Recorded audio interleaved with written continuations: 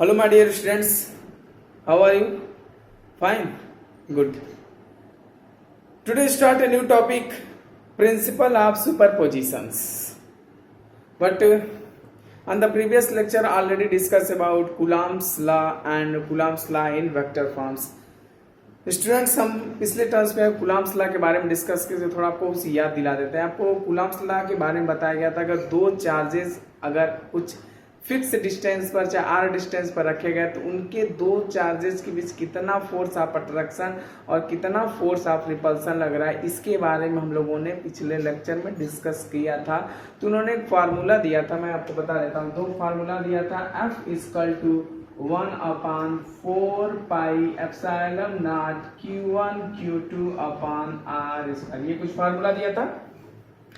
Coulomb's में क्या formula था? दो चार्जेस के बीच लगने वाले फोर्स ऑफ अट्रैक्शन और फोर्स ऑफ रिपल्सन का फार्मूला दिया तो 1/4 pi epsilon not Q1 Q2 upon R square, जिसमें एप्सिलॉन नॉट आपको बताया गया था परमिटिविटी ऑफ फ्री स्पेस बताया गया था। एप्सिलॉन 0 क्या बताया गया था?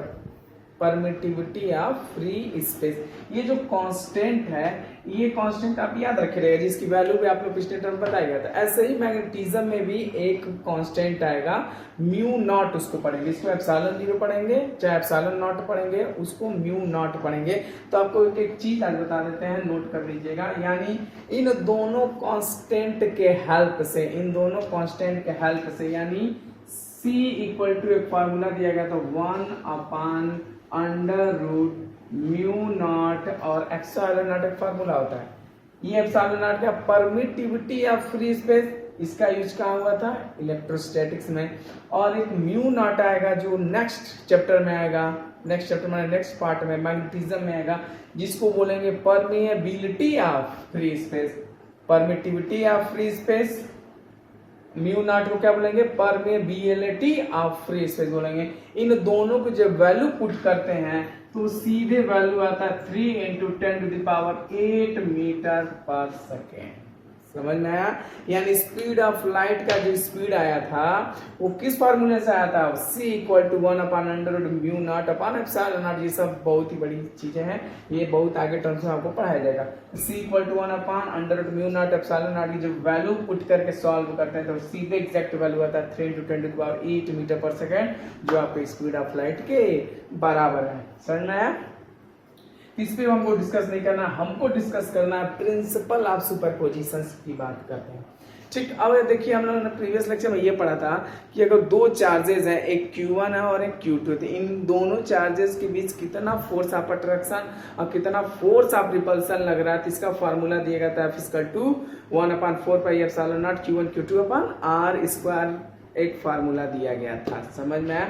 तो इसी बेसिस पर प्रिंसिपल ऑफ सुपरपोजिशन है, जिसका यूज आपको क्या है, जिसका यूज हम लोग नेक्स्ट न्यूमेरिकल में कोई टॉपिक में इसका यूज आता है प्रिंसिपल ऑफ सुपरपोजिशन का। इसलिए इस टॉपिक को हमको क्या करना है, आज पढ़ना है, कवर करना है। समझ में आया? ठीक, जैसे मान लीजिए दो चार्जेज हैं, ध्यान से देखिएगा। दो चार्जेज हैं स्टूडेंट, ध्यान से देखिएगा। दो चार्जेज हैं, एक चार्ज क्या है Q1 और एक चार्ज क्या है Q2। समझ में? अब हम आपसे ये पूछें कि Q2 पर कौन फोर्स लगा रहा है? Q1 लगा रहा है।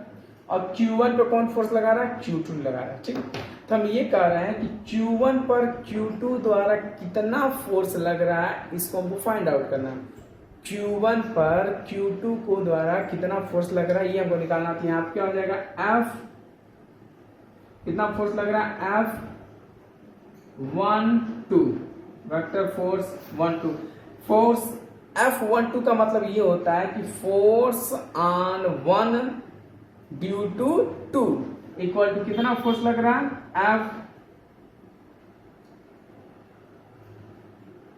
F12 के क्या है? बराबर है, चाहे इसको ऐसे लिख सकते हैं F ऑन 1 पे कितना फोर्स लग रहा है? वेक्टर F12 के बराबर लग रहा है। तो ये तो दो चार्जेस की वजह से हो रहा है। समझ में आया? अब स्टूडेंट देखिए, अगर मान लेते हैं कि दो से अधिक चार्ज है, ये तो दो चार्ज आराम से निकालिए। अगर मान लीजिए दो चार्ज है, 3 चार्जेस लग रहा है, एक चार्ज है Q1, एक चार्ज है Q2 और एक चार्ज है Q3। 3 चार्जेस रखे गए स्टूडेंट, ध्यान से देखिएगा। एक चार्ज Q1 रखा गया, एक चार्ज Q2 रखा गया और एक चार्ज Q3 रखा गया। अब देखिए मान लेते हैं सपोज दैट Q1 पर फोर्स Q2 भी लगा रहा होगा और Q1 पे फोर्स Q3 भी लगा रहा होगा और एक और Q4 ला दे तो Q1 पे कौन लगा रहा होगा फोर्स, Q1 पे कौन फोर्स लगा रहा है Q4 लगा रहा है। यानी इस चार्जेस पर जितने भी चार्जेस रखे जाएंगे सब चार्जेस Q1 पे क्या लगाएंगे फोर्स लगाएंगे। इसी प्रिंसिपल को क्या बोलते हैं सुपरपोजिशन बोलते हैं, प्रिंसिपल ऑफ सुपरपोजिशन। यानी इस Q1 पर जो Q2 फोर्स लगा रहा है उसकी वैल्यू, Q3 जो फोर्स लगा रहा है उसकी वैल्यू, इस फोर्स का वैल्यू और इस फोर्स की वैल्यू का जो एडिशन करेंगे वेक्टर सम करेंगे और जो नेट फोर्स आएगा उस सम किए गए वेक्टर का जो नेट फोर्स आएगा उसी को हम क्या बोलेंगे प्रिंसिपल ऑफ सुपरपोजिशन बोलेंगे। यानी Q1 पर जितना नेट फोर्स लग रहा है इसके द्वारा और इसके द्वारा दोनों को ऐड करने पर जो नेट फोर्स आएगा वो टोटल नेट के क्या होगा बराबर होगा। वही सिस्टम लिखा गया in a system of N charge the total electric force on any one charge is the vector sum of force due to all remaining charges on this charge। समझ student ध्यान से देखिए, मान लीजिए एक चार्ज यहाँ रखा है, ठीक, एक चार्ज यहाँ रखा है और एक चार्ज यहाँ रखा है, तो ये जितना फोर्स लगा रहा होगा और ये चार्ज जितना फोर्स लगा रहा होगा इस चार्ज पर, तो इस चार्ज के द्वारा लगाए गए फोर्स की वैल्यू, इस चार्ज के द्वारा लगाए गए फोर्स की वैल्यू, दोनों का जब वेक्टर सम करेंगे तो जो नेट वैल्यू आएगा इस चार्ज पर लगने वाले टोटल नेट फोर्स के क्या होगा बराबर होगा। समझ में आया। यानी हम मान लेते हैं Q1 पर कितना नेट फोर्स लग रहा होगा, ध्यान से देखिएगा F ऑन 1, यानी F नेट भी बोल सकते हैं, नेट F ऑन 1 पे कितना फोर्स लग रहा होगा वेक्टर 1 2 प्लस वेक्टर 1 3, यानी इतना टोटल फोर्स लग रहा होगा। यानी चार्ज 1 पर कितना फोर्स लग रहा है F ऑन 1, यानी 1 पर कितना फोर्स लग रहा होगा वेक्टर F12, यानी 1 पर किसके द्वारा 2 के द्वारा कितना फोर्स लग रहा होगा इसका सम, प्लस F13 यानी 1 पर किसके द्वारा 3 के द्वारा कितना फोर्स लग रहा है इसका सम क्या होगा, इन दोनों का सम के बराबर, इन दोनों का जो वैल्यू आएगा वो टोटल नेट फोर्स के क्या होगा बराबर होगा। इसी तरह मान लेते हैं एक Q4 आ जाए, क्या आ जाए Q4 आ जाए, समझ में आया। एक मान लेते हैं यहाँ पर क्या है हमारा Q4 आ जाए, एक और चार्ज यहाँ पे ऐड कर देंगे वेक्टर F14, समझ में आया। तो ये जो टोटल सम हो रहा है ना वेक्टर सम, ये टोटल नेट फोर्स के क्या होगा बराबर होगा, समझ में आया। ऐसे ही n चार्ज ले लें, कितना चार्ज ले लें n चार्ज ले लें स्टूडेंट, देखिए उसका क्या फॉर्मूला बनता है, समझ में आ रहा है, नोट कर लीजिए इसे। देखिए n चार्जेस अगर ले लेते हैं हम,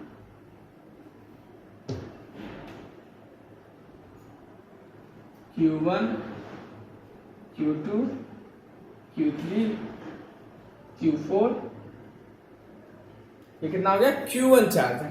अब हमको निकालना है चार्ज 1 पर Q2 भी फोर्स लगा रहा है, Q3 भी फोर्स लगा रहा है, Q4 भी फोर्स लगा रहा है, Q5 भी फोर्स लगा रहा है, Q6 भी फोर्स लगा रहा है, Qn भी फोर्स लगा रहा है, समझ में आया।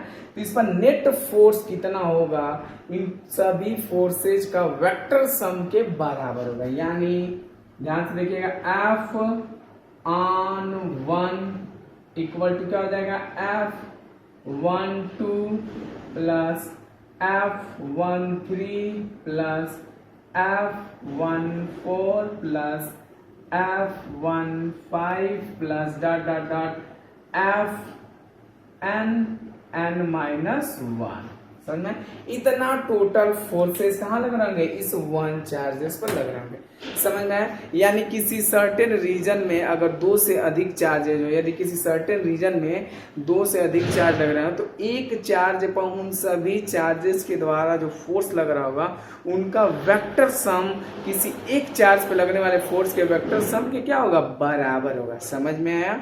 जैसे मान लीजिए एक एग्जांपल देते, एक कोई सर्टेन रीजन है 3 चार्जेस रखे गए, समझ में आया, एक 2 चार्जेस समझे Q1 Q2, Q1 पे कितना फोर्स लग रहा है Q2 के द्वारा वेक्टर F12, सही। एक Q3 आ गया, Q3 के द्वारा भी लगेगा तो वो ऐड हो जाएगा वेक्टर F13। तो ये देखिए यानी 2 चार्जेस के प्रेजेंस रहते हुए तीसरा अगर चार्ज आता है तो F12 के द्वारा लगने वाले फोर्स के बीच में कोई इफेक्ट नहीं डालता है, समझा। सिर्फ वेक्टर सम में नेट फोर्स में इफेक्ट डालेगा, लेकिन उनके द्वारा जो फोर्स ऑफ अट्रैक्शन लग रहा है उनमें कोई इफेक्ट नहीं डालेगा, समझ में आया। यानी दो चार्जेज के बीच जो फोर्स ऑफ अट्रैक्शन लग रहा है, अगर तीसरा चार्ज वहां पे प्रेजेंस हो जाता है तो उन पहले दो चार्जेस के बीच जो नेट फोर्स लग रहा है, दो चार्जेस जो फोर्स ऑफ अट्रैक्शन लग रहा है वो वीक नहीं होगा ना तो स्ट्रांग होगा, जितना लग रहा है उतना ही फोर्स ऑफ अट्रैक्शन लगेगा। सिर्फ चेंज क्या होगा, नेट फोर्स चेंज होगा, न कि उनके बीच फोर्स ऑफ अट्रैक्शन की वैल्यू क्या होगा, चेंज होगा। ध्यान से नोट कर लीजिएगा, लिखा गया in a system of n charges the total electric force on any one charge is the vector sum of force due to all remaining charges on this charge। Vector force on an क्या है, one पे ले चाहे to किसी का भी ले सकते हैं, F12 F13 F14 सारे सभी फोर्सेस का क्या कर लेंगे, सम कर देंगे। जो वेक्टर सम आएगा वो टोटल नेट फोर्स के क्या होगा, बराबर होगा, जिसको हम क्या बोलेंगे, प्रिंसिपल ऑफ सुपरपोजिशन बोलेंगे। समझ में आया, इसे नोट कर लीजिए, ठीक, नोट कर लिए। अब देखिए इस पर कैसे न्यूमेरिकल आते हैं उसको हमको देखना। इस पर पहला न्यूमेरिकल आता है पॉलीगन टाइप न्यूमेरिकल आता है। कौन सा टाइप आता है, पॉलीगन टाइप न्यूमेरिकल आता है, पॉलीगन टाइप न्यूमेरिकल आएगा, ठीक, पॉलीगन टाइप न्यूमेरिकल आएगा। देखिए जैसे मान लेते हैं 3 चार्जेस हैं,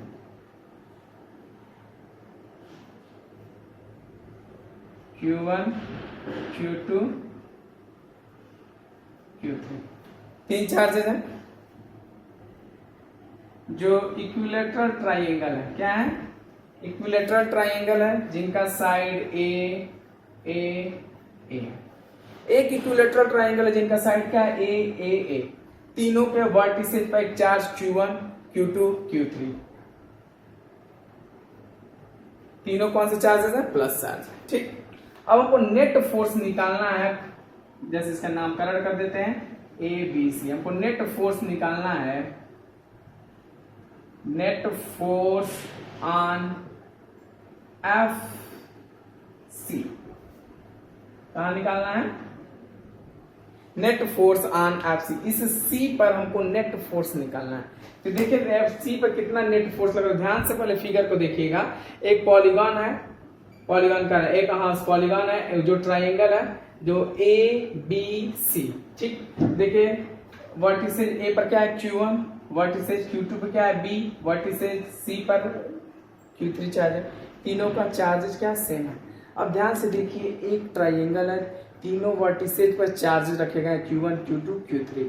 हमको नेट फोर्स निकालना है Q3 पर। अब देखिए हम यही तो सुपरपोजिशन पर है, इस Q3 पर Q1 भी फोर्स लगा रहा होगा, इस Q3 पर Q2 भी फोर्स लगा रहा है। इसका फिगर देखिए कैसे बने, ध्यान से देखिएगा,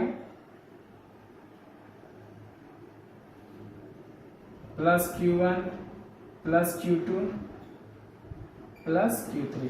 तो इस Q3 पर दोनों पॉजिटिव है तो रिपल्सन फोर्स लग रहा होगा, इधर लग रहा होगा, इधर फोर्स लग रहा होगा। कौन सा फोर्स लग रहा होगा, 3 1 लग रहा होगा, लग रहा हो ना। 3 पर लग रहा है किसके द्वारा, 1 के द्वारा, तो फोर्स F31, यानी इसका 3 पर किसके द्वारा, 1 के द्वारा। अब ये 2 भी 3 पर फोर्स लग रहा है, इसी डायरेक्शन में लग रहा होगा, इस पर ये कौन सा फोर्स लगा, F32 फोर्स लग रहा है, समझे। यानी F31 और F32 फोर्स निकल गया। अब इन दोनों वैल्यू को क्या कर देंगे, F31 निकाल लेंगे और F32 निकाल लेंगे, दोनों का वेक्टर सम कर देंगे, तो हमको क्या निकल जाएगा, नेट फोर्स निकल जाएगा कहां पर, Q3 पर। तब देखिए चार्ज क्या है, पहले निकालते हैं, ध्यान से देखिएगा स्टूडेंट, पहला निकालते हैं F31 निकालते हैं। F31 का फार्मूला क्या हो जाएगा, आप पहले से जानते हैं, K दोनों प्लस चार्ज है, Q2 Q3 upon A square रखा गया ना, Q3 Q2 Q3 upon A square, समझ में आया ना। अब देखिए अब निकालते हैं F32, वेक्टर F32, ये क्या हो जाएगा, K Q3 Q1 अपॉन ए स्क्वायर माने आर का स्क्वायर। समझ में आया? इन दोनों का क्या कर देंगे, सम कर देंगे, निकल जाएगा। लेकिन देखिए अब ये जो प्रीफिक्स Q1 Q2 Q3 लिखा है, इसको हम ये मान लेते हैं कि ये प्लस Q चार्ज, क्या है प्लस Q चार्ज, ताकि इजी में ये तो समझाने के लिए Q1 Q2 Q3 लिखा था, लेकिन एग्जैक्ट पे मान लेते हैं प्लस Q चार्ज है, तो इसका हम क्या कर देते हैं, इसको इरेज कर देते हैं, नाम को इरेज कर देते हैं। ठीक, वो समझाने के लिए आपको लिखा गया था। ठीक, ये आपके सामने ऐसे हो गया, यानी नेट फोर्स कितना हो गया इस पर, F31 कितना आ जाएगा, के क्यू स्क्वायर अपान ए स्क्वायर हो जाएगा। ये कितना हो जाएगा, के क्यू स्क्वायर अपान ए स्क्वायर हो गया। दोनों की वैल्यू क्या है, सेम है। इसको भी मान लेते हैं F, इसको भी क्या मान लेते हैं F। समझ में? पहले इतना नोट कर लीजिए, नोट कर लिया आपने? ठीक, देखिए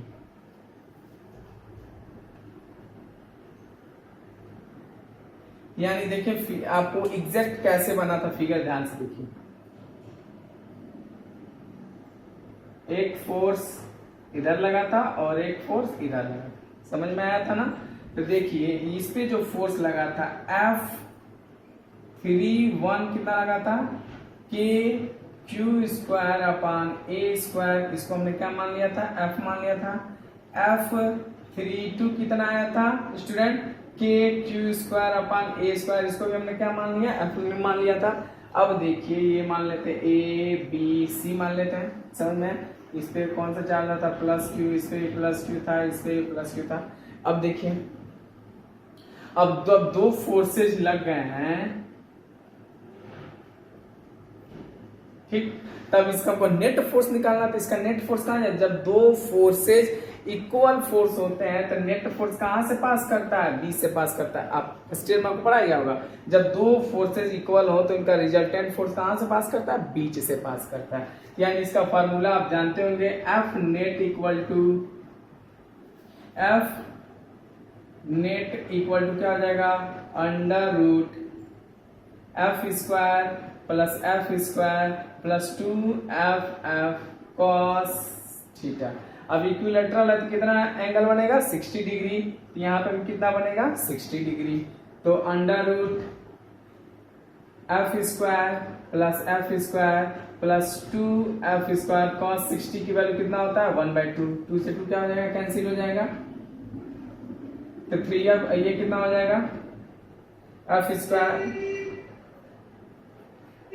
2 टोटल हो जाएगा आपका 3 स्क्वायर, यानी एग्जैक्ट कितना आया, F√3। एफ नेट कितना आया, एफ नेट आपका आ गया F√3, और एफ की वैल्यू हम लोग क्या कर सकते हैं, फाइंड किए हैं।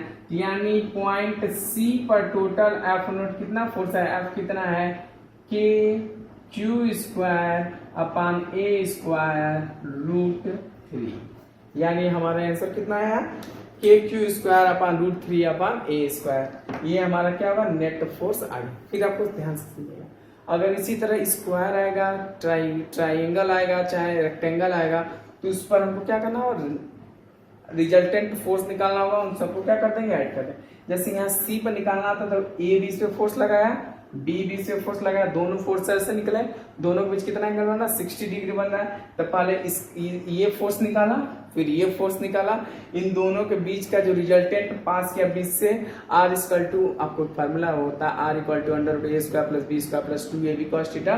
तब दोनों F माने, क्योंकि दोनों फोर्स की वैल्यू क्या था, इक्वल था। a² की जगह pf², b की जगह bf², और 2ab 2f cos थीटा, यानी इक्विलेटरल ट्रायंगल है तो 60 डिग्री, 60 cos 60 वैल्यू 1/2, 2 से 2 क्या होगा, कैंसिल हो गया, f² टोटल कितना हो गया, 3f² F√3 हो गया। F नेट कितना है, F√3 हो गया, और F की वैल्यू हमने ऑलरेडी पास की है, देखिए के क्यू स्क्वायर अपान ए स्क्वायर है, समझ में आया।